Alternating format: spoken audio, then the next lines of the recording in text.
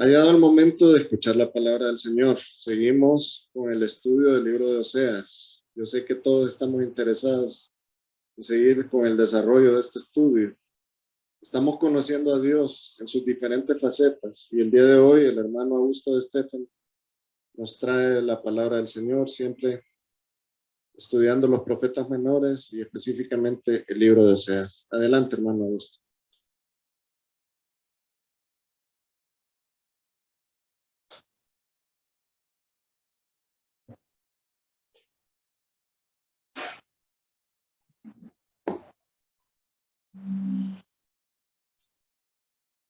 Buenas noches, hermanos. Hoy, ¿me escuchan? Sí, bueno. Pues estamos de nuevo este día jueves para continuar con nuestro estudio de la palabra del Señor, pero específicamente estamos estudiando el libro de Oseas, uno de los profetas menores. Vamos avanzando, prácticamente ya vamos a concluir el capítulo 2 del libro, de este libro. Y obviamente hemos aprendido muchas cosas importantes. Hay muchas lecciones que nos deja este libro. Bueno, por lo menos hasta donde hemos estudiado, según lo que hemos visto. Y avanzamos en la segunda parte del capítulo 2. La segunda parte que comienza en el versículo 14 hasta el versículo 23. ¿Cómo se llama? El capítulo 2 lo podemos dividir en dos partes, ¿verdad? La primera parte tiene que ver con el juicio de la nación, debido a su idolatría, que Israel lamentablemente a estas alturas había caído en un estado, se puede decir, lamentable, de como el Señor lo dice ahí, de entregarse, dice, a la prostitución, o sea, al culto a los ídolos. ¿Por qué le llama prostitución realmente? Porque eso es, hermanos, básicamente lo que es el culto a los ídolos. Es una degradación moral, trae depravación moral, trae alejamiento de Dios. Y en este caso Israel, como estaba bajo el pacto mosaico, y ahí están indicados los juicios que vendrían si rompía el pacto. Y vemos que así pasó, ¿verdad? Porque el pacto mosaico, el decálogo precisamente, establece el primer mandamiento. Dice, no tendrás dioses ajenos delante de mí. No te harás imagen ni ninguna semejanza de lo que está arriba en el cielo, ni abajo en la tierra, ni debajo de las aguas. Y esto es lo que había caído la nación. Por esa razón, cuando el Señor llama a Oseas, ¿verdad? Lo primero que le dice es que tome una mujer que se ha entregado enteramente a la prostitución. Y eso no debemos pensar, hermanos, que es algo, podemos decir, ficticio o alegórico, ¿verdad? O digamos, o simbólico. No, es literal, ¿verdad? Lo que el Señor le manda a Oseas. Literal. ¿Por qué razón el Señor le manda a hacer algo terrible? Perfecta. Bueno, el propósito es ilustrar. Es una forma de que el pueblo tome conciencia de su realidad moral. Porque, digamos, el pueblo, bueno, dice, como un profeta se va a unir a una mujer de prostitución. Y claro está, como les decía yo, ¿cómo se llama? Sirve para ilustrar Y la explicación la da el mismo Señor. Miren ustedes en el capítulo 1, versículo 2, dice el principio de la palabra de Jehová por medio de Oseas.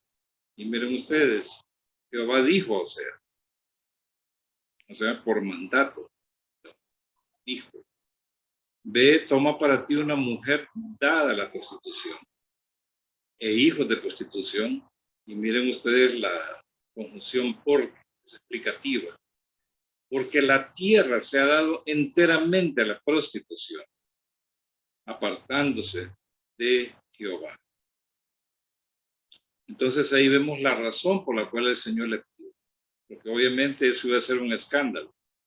Pero la mujer que él toma como esposa tipifica a Israel o el estado de Israel en que se encuentra. O sea, el estado de depravación que se encuentra, porque el Señor dijo, la tierra, cuando habla de la tierra, se refiere a la nación en sí, se ha dado enteramente a la prostitución. No es que en sí la tierra, ahí lo que significa, hermanos, es país, ¿verdad? No la tierra literal como la conocemos, sino la tierra, o sea, el país se ha dado enteramente a la prostitución, apartándose de Jehová, ¿verdad?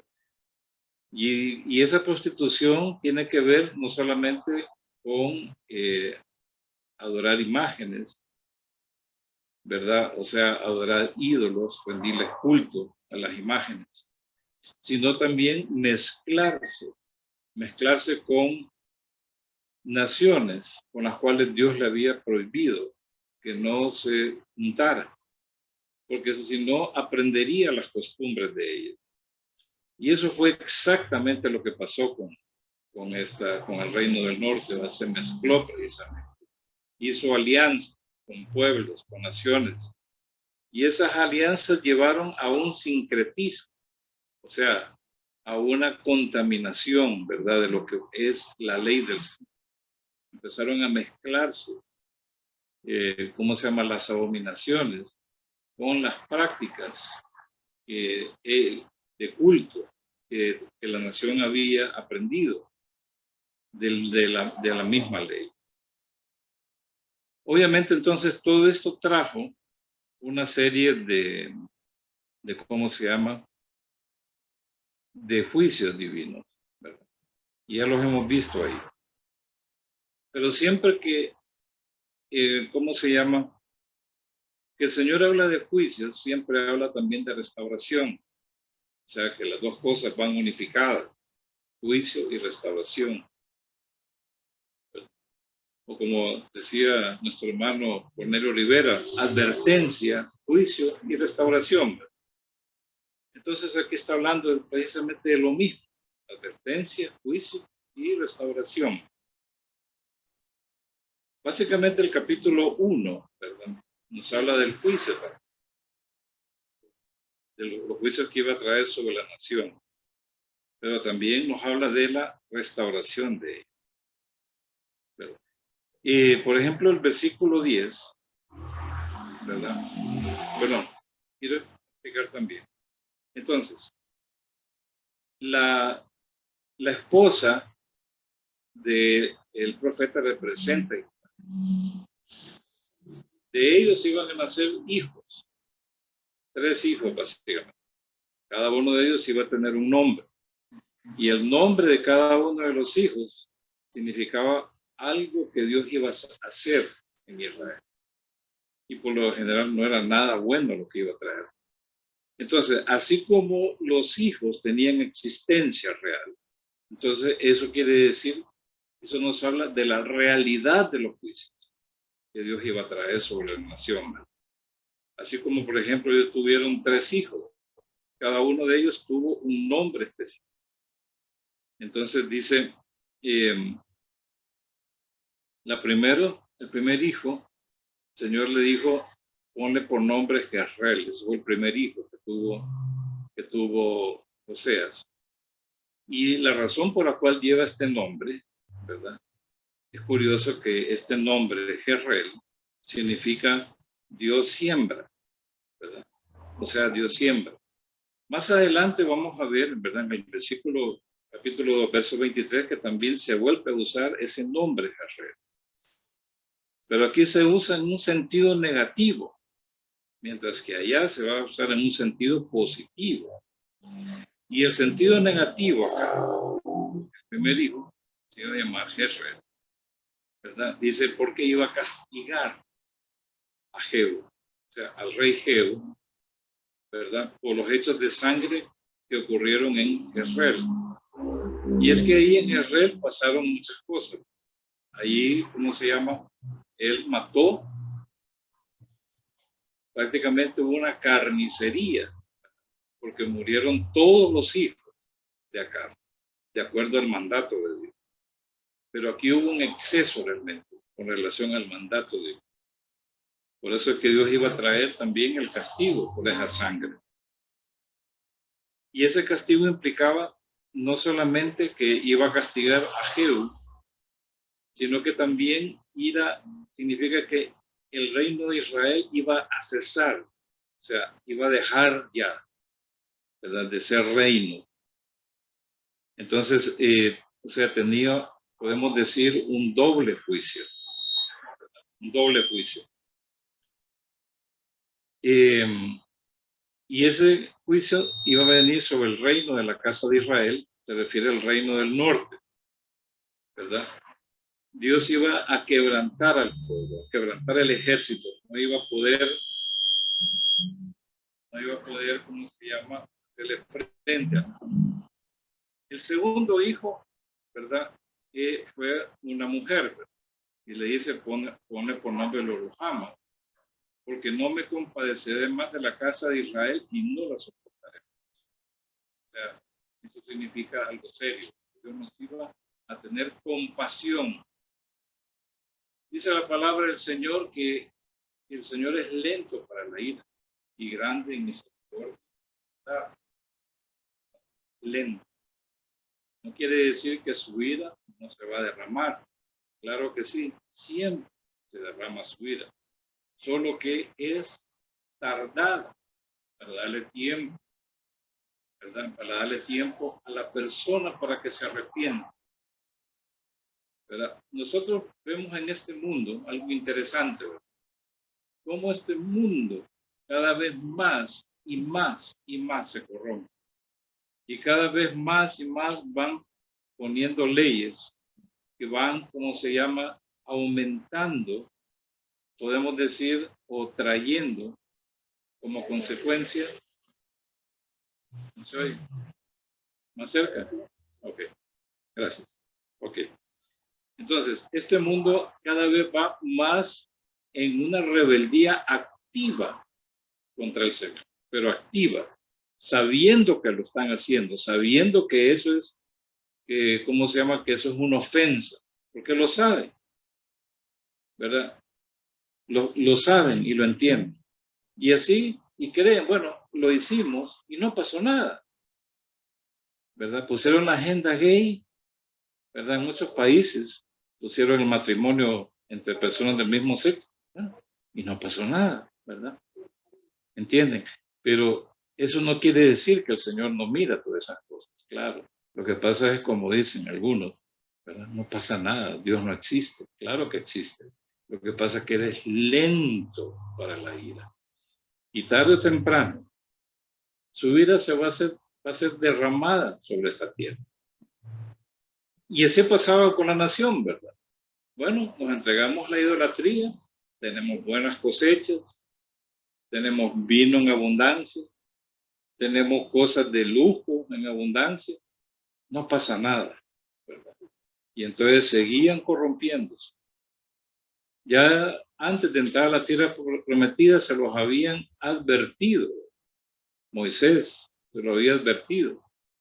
El Señor a través de Moisés se lo había advertido.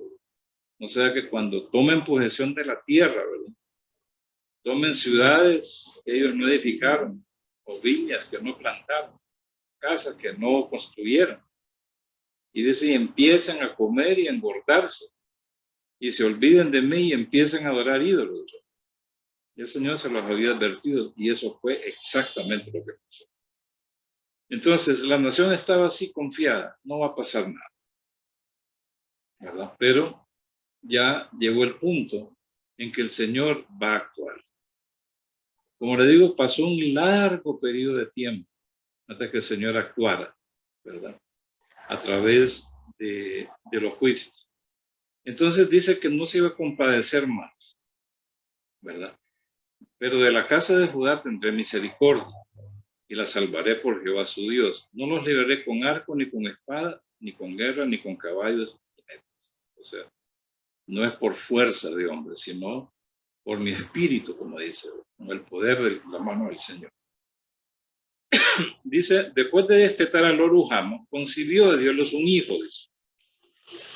Y Dios le dijo, ponle por nombre Loami, porque vosotros no sois mi pueblo, ni yo soy vuestro Dios. Imagínense ustedes,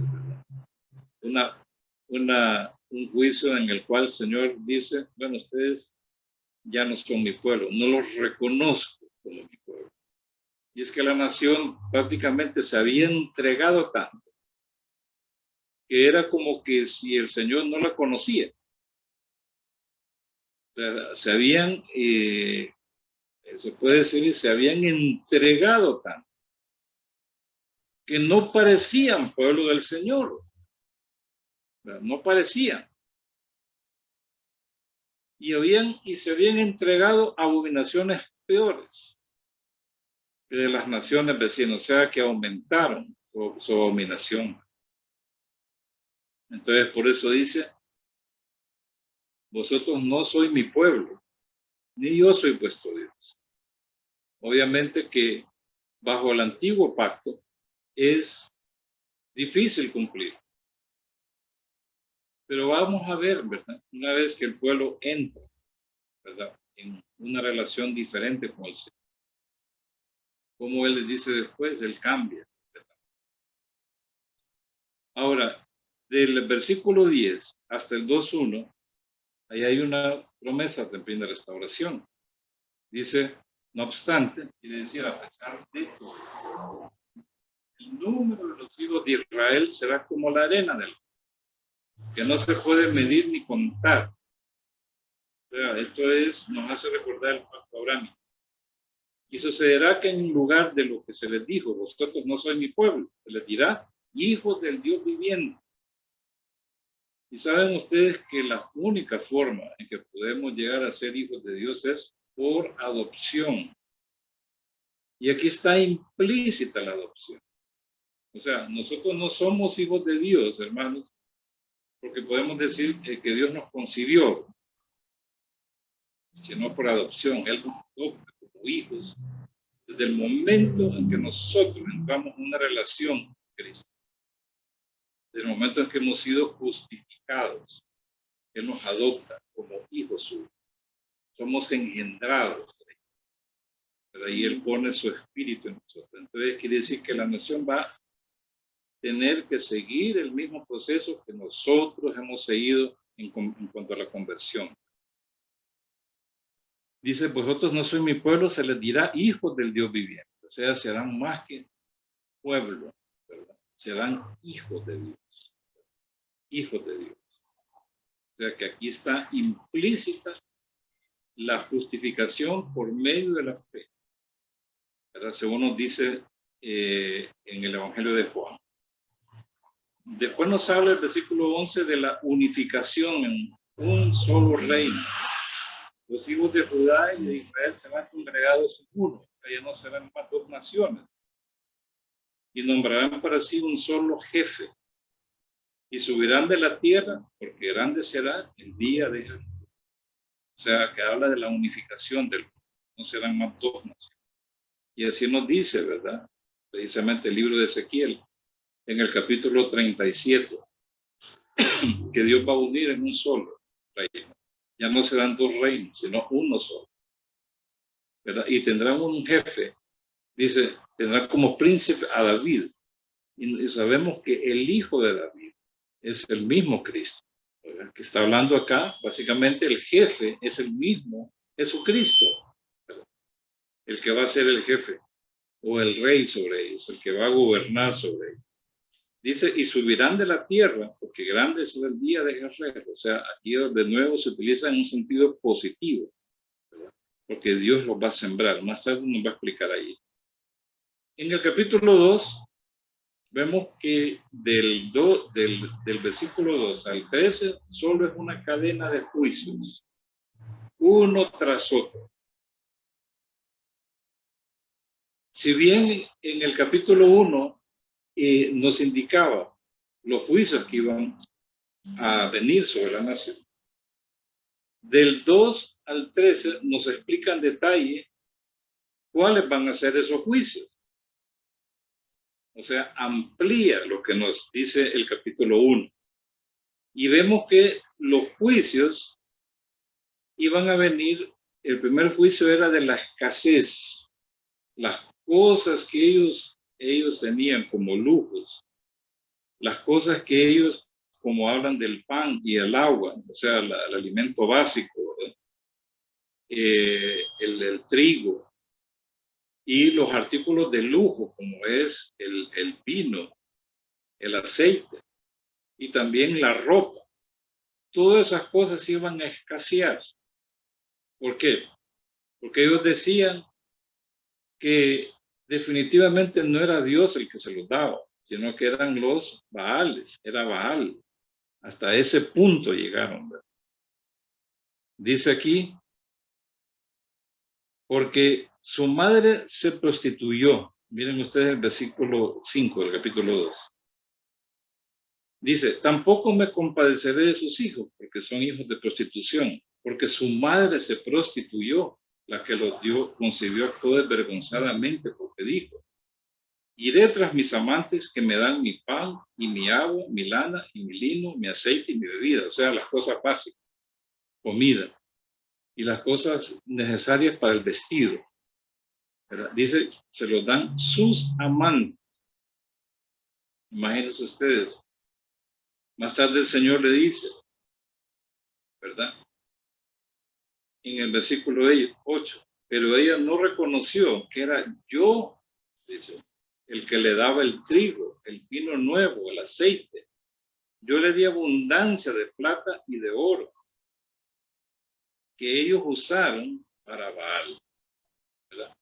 Entonces, lamentablemente, la prosperidad que tenía el pueblo bajo el gobierno de ese entonces, ¿verdad?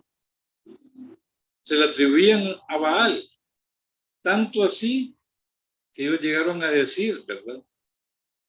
A Dios. Lo trataban como mi Baal, o sea, hasta le habían cambiado el nombre, ¿verdad? El nombre del Señor, le decían mi Baal, ¿verdad? Mi Baal decían. Y entonces el Señor viene y tiene que actuar definitivamente, ¿verdad? Eso pasa, hermano, hoy en día también. Las cosas buenas, dicen, no reconocen que vienen de lo alto, del Padre de las luces. De Él viene todo lo que tenemos. Nadie puede decir que por esfuerzo propio, ¿verdad? Obtiene las cosas. Claro, hay que trabajar, ¿verdad? Por supuesto. Pero Dios añade bendición al trabajo. Todo lo que poseemos viene de parte del Señor. No nos va a dar ninguna imagen. Si no nos lo da Él, entonces ¿quién nos lo da? Algunos solo hablan, bueno, es la providencia. Pero no es así, ¿verdad? Nosotros que hemos nacido de nuevo, entendemos bien, perfectamente, que todo don precioso viene de lo alto, viene de Él. Entonces la nación se había corrompido tanto que hasta había perdido la percepción espiritual de quién era verdaderamente el dador de todas las cosas. Que habían cambiado a Dios por Baal. Imagínense ustedes, ¿verdad? Y miren, yo les digo algo, no llegará el día en que la gente, el culto a Baal, va a volver a resurgir. En algunos países, principalmente de Latinoamérica, como Brasil, ¿verdad? Y todos esos países, América del Sur, ¿verdad? están trayendo otra vez ciertas imágenes, ¿verdad? Imágenes que tal vez no pensaríamos que iban a volver a surgir, ¿verdad? Por ejemplo, imágenes de animales, precisamente de ganado vacuno, de ganado ovejuno. La nación de Israel se corrompió precisamente, ¿verdad? Por eso, porque hubo un rey, el primer rey del reino del norte, Jeroboam, hizo 2 becerros de oro y les dijo al pueblo: miren, estos son los dioses que te sacaron de la tierra de Egipto. O sea, el culto, ¿cómo se llama? Animales. Y estoy viendo en algunos países, créanme, de África inclusive, ese culto, ¿verdad?, hacia imágenes de animales. Los egipcios se les llama, bueno, que eran idólatras, pero hay otro término que se llama zoólatras, o sea, que eran adoradores de imágenes de animales, el perro, el gato, y en algunos casos tenían imágenes, ¿verdad?, de ¿cómo se llama?, de una combinación de humano con animal, ¿verdad? Ahí se pueden ver en las pirámides de Egipto. O sea que hacían tremenda brujería, ¿no? Habían profundizado bastante en el ocultismo. La nación en sí se había corrompido tanto, ¿verdad? Tanto que el Señor, como lo digo, tiene que actuar. Y no era cosa poca la que hacían. Ellos se habían corrompido tanto, ¿verdad?, que tenían imágenes en cualquier lugar, debajo de árboles frondosos, en colinas, ¿verdad?, los lugares altos. O sea, no había lugar donde no estuviera atestado de imagen. Y claro, estaban los lugares, ¿cómo se llama?, de culto, que eran más que todo centros de prostitución. Yo veo también, como les digo, hoy en día, la gente que se habituó o que se habituó a la idolatría, pero se decepcionó de la religión oficial, ¿verdad?, no por eso abandonó la idolatría, se fue hacia otras religiones, ¿verdad? O sea, otros movimientos idólatras también, igualito, de la misma manera. Es lo mismo, ¿verdad? Como dicen, son los mismos frijoles, pero en diferentes platos. Entonces, es la misma cosa. Al final es la misma idolatría. ¿Por qué? Porque lamentablemente el corazón que no tiene a Cristo tiene que tener a alguien adentro. Alguien tiene que ser el dueño de su vida. Alguien tiene que llenar ese vacío. Y los ídolos son eso, ¿verdad? Precisamente la idolatría, hermanos, viene desde que el hombre existe, ¿verdad? Desde que él cayó ahí en el Edén. Desde ahí empezó la idolatría. De ahí comenzó el culto a los ídolos. La nación entonces se había entregado a todo eso. Entonces el Señor iba, juicio de la escasez, ¿verdad? Todas las cosas necesarias iban a escasear. Y una vez que escasearan todos, entonces después venía el juicio de la desolación y de la cautividad. Por eso es que en los últimos versículos, cuando dice en el versículo 11, haré cesar todo su regocijo, sus fiestas, sus lunas nuevas, sus sábados y toda su festividad. Dice en el 12, arrasaré sus viñas y sus higueras, de las cuales han dicho, son la paga que me han dado mis hermanos. Yo las reduciré a matorral, ¿verdad? Y se las comerán los animales del campo. Eso se quiere que la tierra iba a quedar desolada, ¿verdad? No iba a producir la tierra. Quedar desolada significa que ellos iban a ir en cautividad, iban a ser llevados cautivos. Versículo 13, la castigaré por los días dedicados a los Baal. a los cuales ha quemado incienso y para los cuales se ha adornado con aretes y sus joyas. O sea, todas las cosas buenas que Dios le había dado, el oro y la plata, se lo dedicaban a Baal, a alegrarse con. Ella se ha ido tras sus amantes y se ha olvidado de mí, dice Jehová. O sea, completamente. Ya no había Dios en los pensamientos, ¿verdad?, del pueblo. Imagínense, del pueblo escogido del Señor. Entonces el Señor, por supuesto, tiene que actuar conforme a lo que indica la ley. Porque ahí está especificado cuáles iban a ser los juicios que iban a venir sobre la nación una vez que abandonara el pacto. Y esto es lo que había ahí. Muy bien, entonces vemos, hermanos, un panorama negativo para la nación. Todo lo que le iba a pasar, ¿verdad?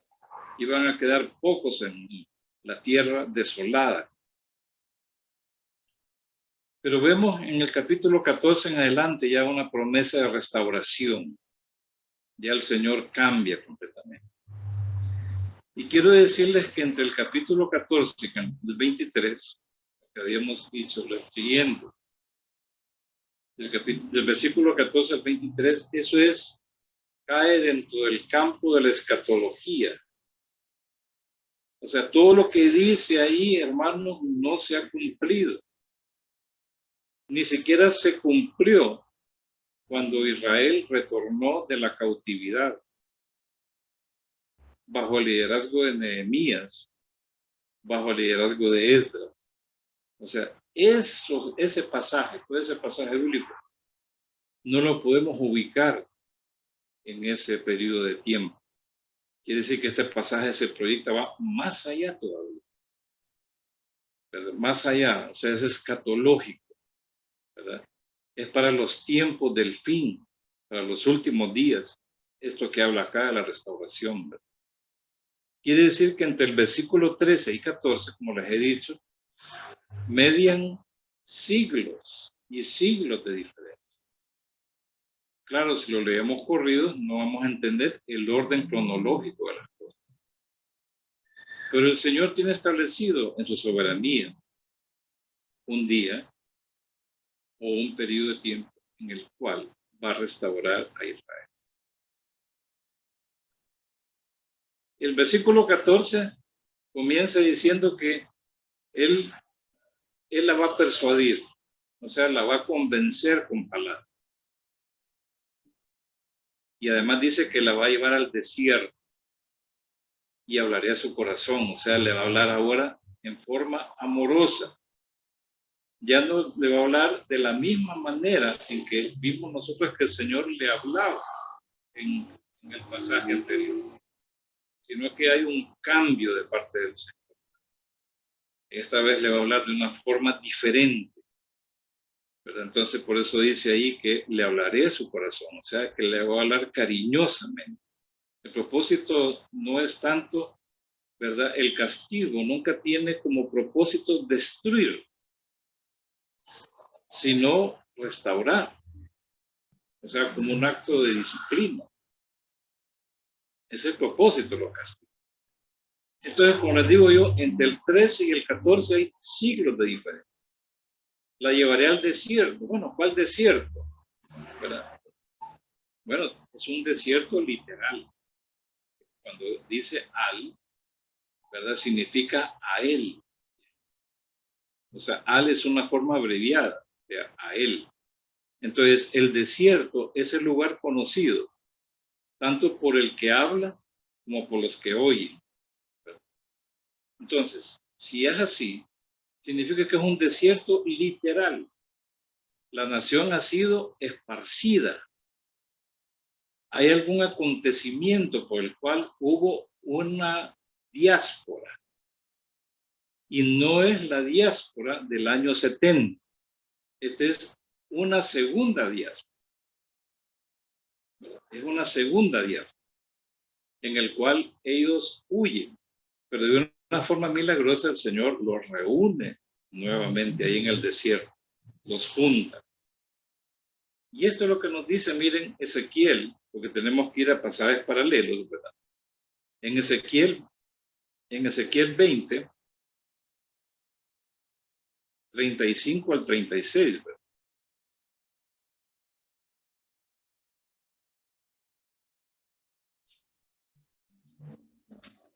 Miren lo que nos dice ahí, ¿verdad?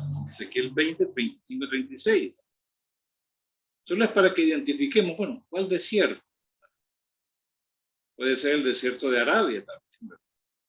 Puede ser el desierto del Sinaí.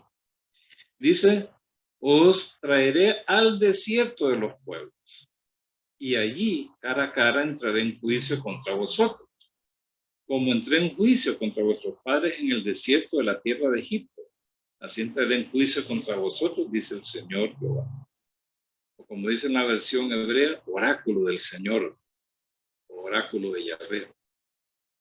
Entonces, el desierto de los pueblos es igual al desierto de la tierra de Egipto.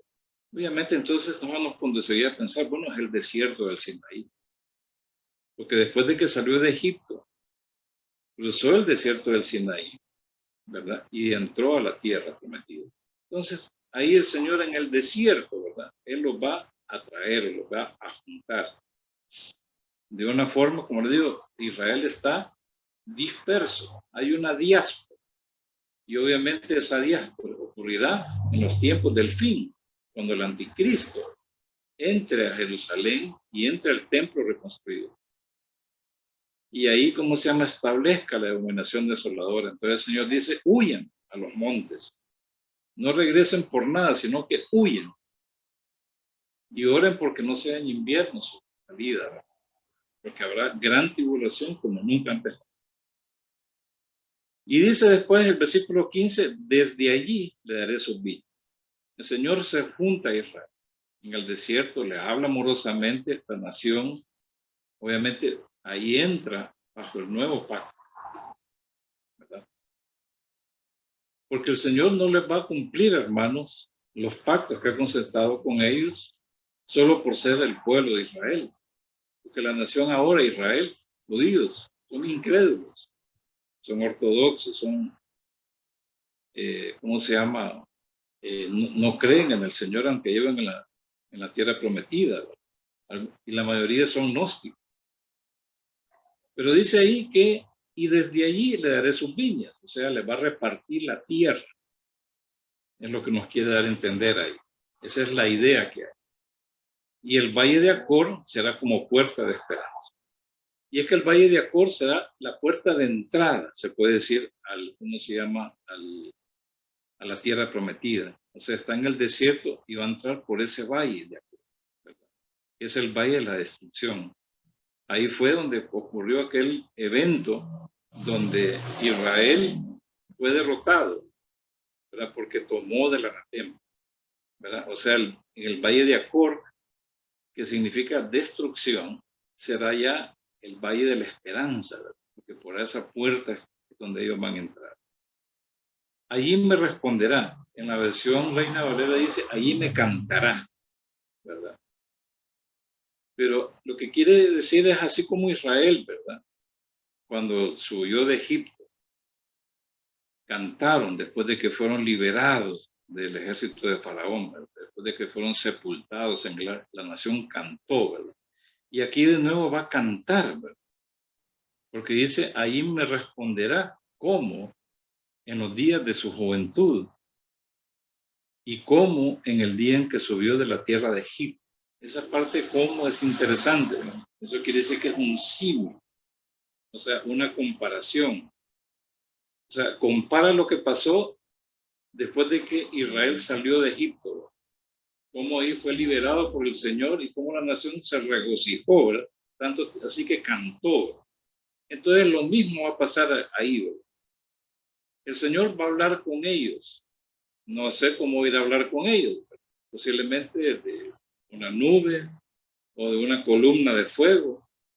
Lo que sí, hermanos, es que la historia se repite. Se repite de nuevo. Solo que esta vez la nación no sale de Egipto, pero es reunida en el desierto, ¿verdad? sale de su misma tierra, ¿verdad? Debido a las cosas o los acontecimientos en Jerusalén. Y entonces dice, ahí me cantará como en los días de su juventud, ¿verdad? Como cuando subió a la tierra de Egipto, así le va a cantar a nosotros, será un cántico de regocijo por la gran liberación.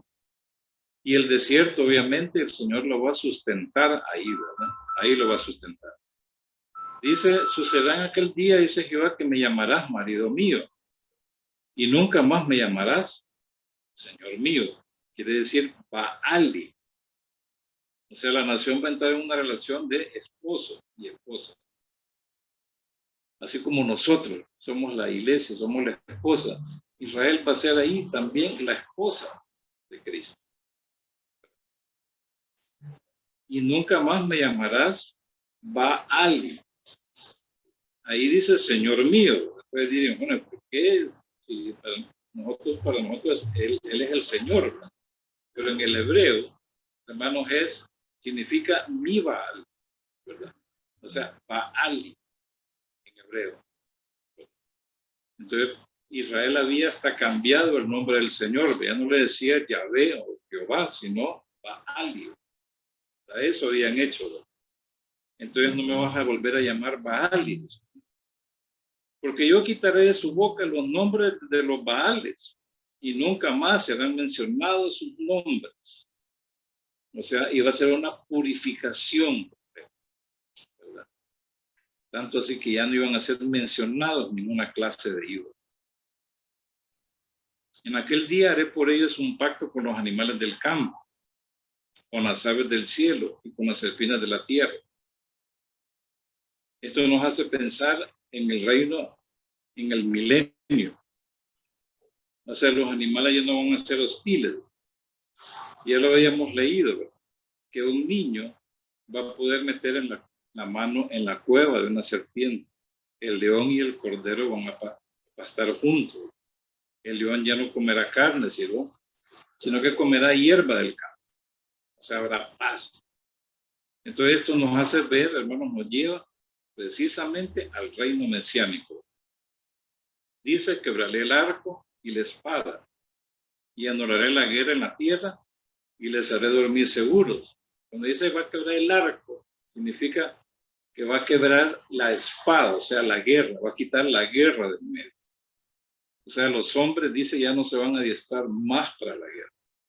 Serán convertidas ¿cómo se llaman sus instrumentos? Las espadas o los instrumentos de guerra en rejas de arado. Y les haré dormir seguros.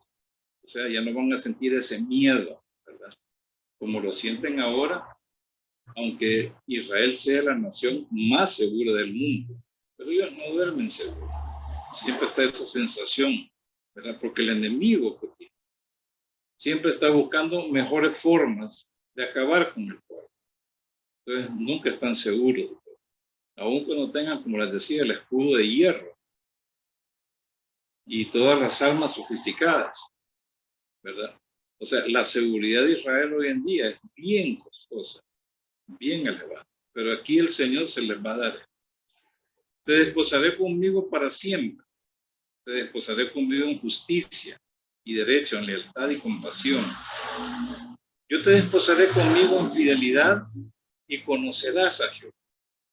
Eso nos hace ver, hermanos, el nuevo pacto. El nuevo pacto es precisamente, ¿verdad?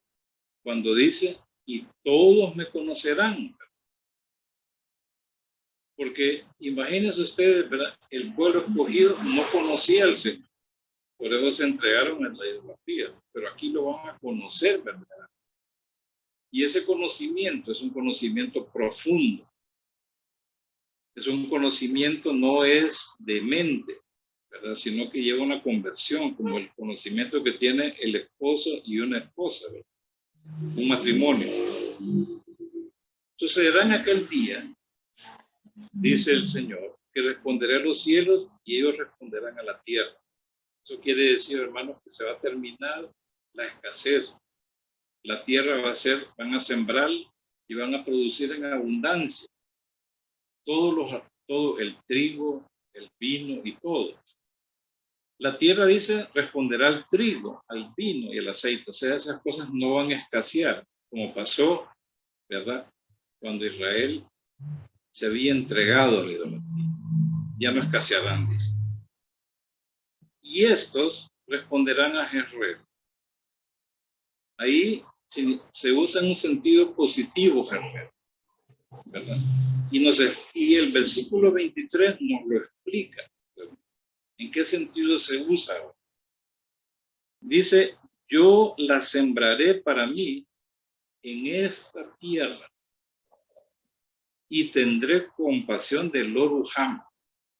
¿Se acuerdan ustedes que ¿cómo se llama? El segundo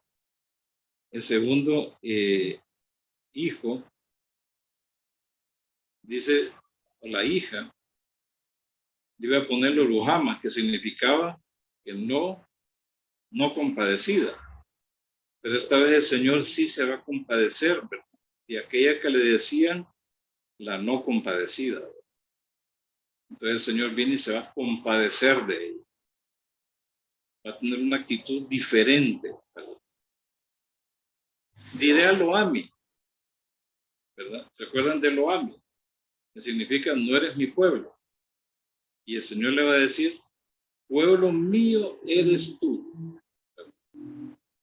Y él dirá, Dios mío, o como dice el original, mi Dios, ¿verdad? Mi Dios. Pero ya no serán otros los dioses, sino el único y verdadero.